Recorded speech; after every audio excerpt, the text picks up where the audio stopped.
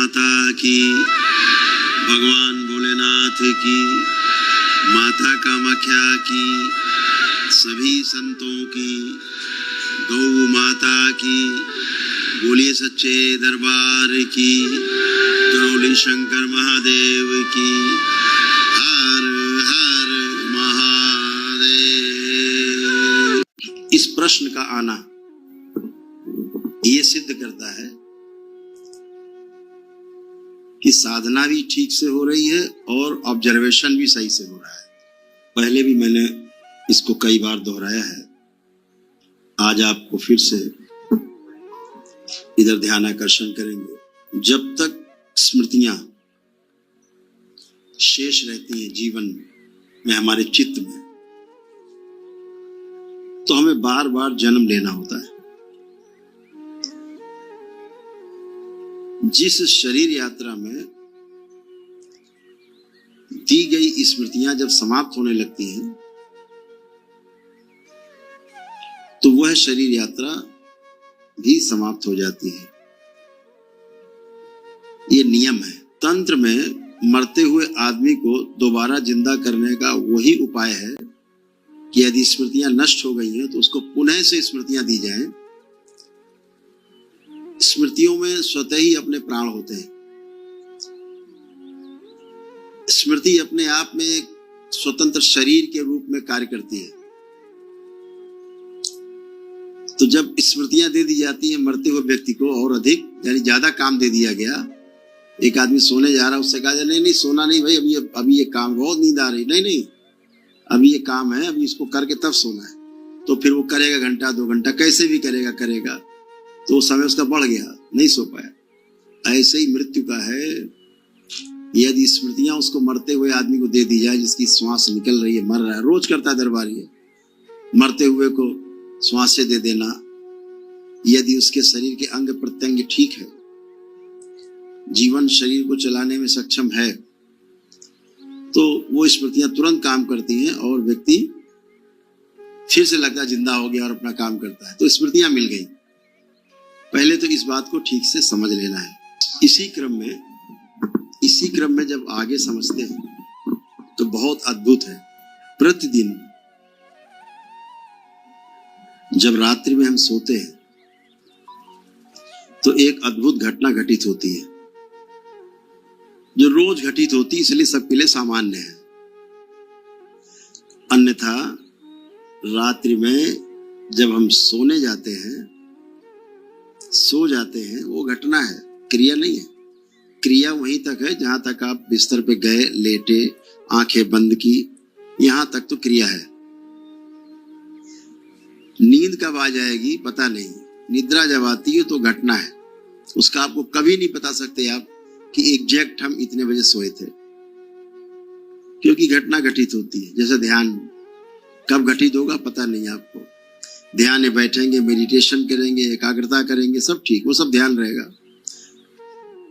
ध्यान कब घटित होगा ये पता नहीं होता। ऐसे ही सारा पता रहता है।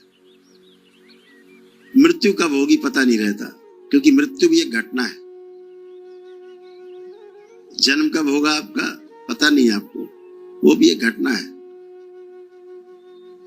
तो इसी प्रकार से प्रतिदिन सोना ही एक मृत्यु है, जो रोज होती है, प्रतिदिन होती है। हम सोते हैं और मृत्यु हो जाती है। प्रातःकाल फिर से जन्म होता है। ये आपका जन्म मृत्यु का रोज का क्रम है। इसको बहुत ध्यान से गहरे में ले जाके समझना है। आप सभी ने पहले भी सुना होगा कई बार कि लोग अपने बच्चों का नाम ईश्वर के नाम पे रखते हैं, अपने आराध्य के नाम पर अपने बच्चों का नाम रखते हैं। कहते हैं कि जब अंतिम समय आएगा और किसी ने अपने बच्चे का नाम नारायण रखा है तो बोलता है नारायण। ऐसे नारायण के स्मरण से अच्छी स्मृति आती है और वो नारायण को लोक को प्राप्त होता है शरीर छोड़ते समय। अंतिम इच्छा उसकी नारायण के साथ जुड़ जाती है। तो नाम रखने के पीछे जो उद्देश्य होता है सबसे बड़ा, बार बार सुमिरन हो और मृत्यु के समय गहरा सुमिरन हो तो हम उसी लोक से जुड़ जाएं, अच्छे एक लोक में जाएं और हमारा पुनः से जन्म अच्छे लोक में हो, ऐसा माना जाता है। इसी क्रम में ये भी माना जाता है, ये प्रमाण है इस बात के, दरबार के पास तो ढेरों प्रमाण है कि जब आप मृत्यु के समय जो अंतिम इच्छा होती है, अगला जन्म जहां भी होगा उस इच्छा के अनुसार ही होगा, ये नियम है। अंतिम इच्छा ही मृत्यु के समय की, वो जन्म के समय की प्रथम इच्छा बन जाएगी। यानी जन्म और मृत्यु दो घटना ना होकर के हेड एंड टेल है। मृत्यु और जन्म एक जैसा है, जन्म और मृत्यु एक ही घटना का नाम है। एक तरफ मृत्यु हो रही होती है, दूसरी तरफ किसी भी दूसरे लोक में, किसी दूसरी योनि में जन्म हो रहा होता है। वो जन्म आपकी अंतिम इच्छा के अनुरूप हो रहा होता है। यानी आखिरी इच्छा मृत्यु के समय जन्म हुआ, पहली इच्छा वही, अब उसी इच्छा के वशीभूत होकर के पूरा अगला जन्म उस इच्छा के प्रधान इच्छा बन जाएगी, उसके आसपास घूमेगा। यह चिरकालीन निद्रा है, यह मृत्यु है जो आपको अगली शरीर यात्रा के लिए तैयार करती है। तो जैसा मैंने कहा कि मेरा का जो ये प्रश्न है इसलिए बहुत अच्छा है, प्रमाणित करता है कि ठीक से ध्यान दे पा रहे हैं, ठीक से ऑब्जर्व कर पा रहे हैं, इसलिए प्रश्न उनका ठीक ठीक आया है। अगर व्यक्ति प्रश्न ठीक कर रहा है, इसका अर्थ हुआ कि उसका अध्ययन चल रहा है, सही तरफ चल रहा है। इसी प्रकार जब हम प्रतिदिन निद्रा में जाते हैं तो यह छोटी मृत्यु है। सोते समय चूंकि आप साधना करती हैं, साधना करते करते सोती हैं, तो वह अंतिम स्मृति रहती है घटना के समय, निद्रा के समय। प्रातः काल जब जन्म होता है वो भी एक घटना है। प्रातः काल जब आंख खुलती है तो वही स्मृति, वही ध्यान की, साधना की, वो पहली स्मृति बन जाती है। इसलिए रात्रि को जो अंतिम क्षण में ये करती हैं, वो प्रातः काल जब निद्रा खुलती है तो वही ठीक ठीक इनको वही महसूस होता है, वही होता है। यही नियम है और ये सही से कर पा रहे हैं, इसके लिए इनको बहुत धन्यवाद। ये बहुत महत्वपूर्ण बात गुरुदेव ने बताई और सभी श्रोता जो भी देख रहे हैं उनके लिए यह सबक होना चाहिए जो गुरुदेव ने बताया। और खुद का पैमाना है वही कि हम सोने के आखिरी समय में मेरी क्या स्मृति बनती है और उठते समय क्या होती है, उसी से हम आत्म अवलोकन कर सकते हैं कि हम कहाँ हैं। उससे आप जांच सकते हैं अपने आप को जी गुरुदेव कि हम रात में आखिरी में कौन सी स्मृति में थे। जब सुबह उठने पर जो भी आपको पहला भाव आए, पहला विचार आए, आप उसको ऑब्जर्व करिए। इससे आपको ये प्रमाण मिलेगा कि रात को सोते समय आपके पास विचार कौन सा था। आपको किसी से पूछने जाने की आवश्यकता नहीं है, आप स्वयं में जांच सकते हैं। सुबह उठ करके जो पहला विचार आए, मतलब वो आपका रात में सोते समय अंतिम विचार था, तो आप उसमें सुधार ला सकते हैं। अगर सही है तो जारी रख सकते हैं, गलत है तो कोशिश करें। आप अपने क्वेश्चन के उत्तर से संतुष्ट हैं Veera? Are you satisfied? Sir, Gurudev Paulina का प्रश्न है कि जब वह मंत्र दीक्षा में थी तो सब कुछ अच्छा चल रहा था, तंत्र लेवल 1 में पहुंचने के बाद उसको उसकी दिक्कतें बढ़ गई और उसे यह बार बार होता रहा कि हर चीज उसके साथ गलत हो रहा है। वो किसी तरह से कर रही है लेकिन चीजें उसके अनुकूल नहीं होकर प्रतिकूल रह रही है और इससे वो परेशान रही। यही गंभीरता से वॉच करने की आवश्यकता है। अनुकूलता और प्रतिकूलता दो बहुत ही विषैले कांटे हैं जो अनुकूलता है वो सोने का कांटा है और जो प्रतिकूलता है वो बबूल का कांटा है दोनों ही कांटे। अनुकूल होता है तो अच्छा लगता है, सोने का है कोई बात नहीं, चुभ रहा है कोई बात नहीं, फिर भी पैसा नंबर 1 का है चाहे नंबर 2 का है, अच्छा लग रहा है।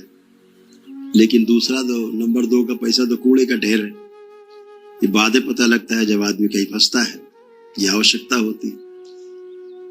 तो दोनों ही पेनफुल है। एक जो सोने का कांटा है वो भी चुभन देता है और जिंदगी भर हम सोने के कांटे बीनते रहते हैं। अभिलाषा रखते हैं कि हम अनुकूलता में जिए, भले ही कष्टकारी है, अनुकूलता में जीते रहे। खूब खाना है बाहर का, स्वाद ले लेकर के, चाहे जहरीला भोजन है, खूब स्वाद लेकर के खाना है, अनुकूल है, लेकिन कालांतर में वो विष का काम करता है। ऐसे ही आपकी प्रतिकूलता है। किसी चीज को जो आपके अनुकूल नहीं है उसे आप प्रतिकूल ही मानते हैं। जब शरीर में कोई रोग होते हैं और सर्जरी होनी होती है, सर्जरी है अच्छे के लिए कि आपके अंदर जो सिस्ट है, जो ट्यूमर्स है, वो बाहर निकाले जा सके, सड़े गले अंग बाहर निकाले जा सके, आपको बचाया जा सके। फिर भी सर्जरी स्वीकार नहीं होती है, अनुकूल नहीं लगती है, लेकिन फिर भी आप सर्जरी करा के अच्छा महसूस करते हैं। दरबार भी ऐसे ही सर्जरी करता है। आपकी जो अनावश्यक अनुकूलता है उसे निकालकर दरबार नष्ट करता है, जो कि आपकी एक प्रकार की प्रतिकूलता ही होती है। आपके कष्टों को दरबार निकाल रहा होता है बाहर। आप उन कष्टों को देखते हैं बाहर निकलते हुए अपने से, तो आपको भय आता है, ये कहाँ से आ गया, ये क्या हो गया। वो जा रहा होता है, वो नष्ट हो रहा होता है, और इसके बाद फिर आप अच्छा महसूस करते हैं। ये व्यवस्था है। तो हमें ये समझना होगा कि जब ध्यान साधना का स्तर बढ़ता है, लेवल आपका अप होता जाता है, वैसे वैसे आपके शरीर के जन्मों जन्मों के जो कष्ट हैं, जो भोग हैं, वो निकलते हैं और नष्ट होते हैं, जिन्हें देखकर आप घबरा जाते हैं। घबराना नहीं है, दृष्टा भाव में स्थिर होना है। दृष्टा भाव में स्थिर होना है, लिप्त हुए बगैर दूर से देखना है। उसमें अपना भाव नहीं जोड़ना है। आप जो भाव जोड़ेंगे उसी भाव से वो बढ़ करके और बड़ा हो जाएगा। इसलिए दृष्टा भाव से देखना है कि ये जा रहा है, जाने दो, हमसे कोई मतलब नहीं है। और ऐसा करने से आपकी अनुकूलता और प्रतिकूलता से आप बाहर आ जाते हो और आप निरंतर सुख की ओर गति करने लगते हैं। तो कंटिन्यू हैप्पीनेस की ओर हमें बढ़ना है। जो हमारी सुख और दुख की जो प्रणाली है, उससे बचने का एक ही उपाय है कि हम दृष्टा भाव में, साक्षी भाव में उन चीजों को सिर्फ देखते रहें। तो कांटा लगता है तो कष्ट होता है, और जब कांटा बाहर निकाला जाता है कष्ट दूर करने के लिए, तो भी कष्ट होता है। तो ध्यान साधना में जब आपके पास ऊर्जा बहुत होती है दरबार की, तो आपके भोग तेजी से कटते हैं। जो हजारों जन्मों में नहीं कटते, वो इसी जन्म में कट करके नष्ट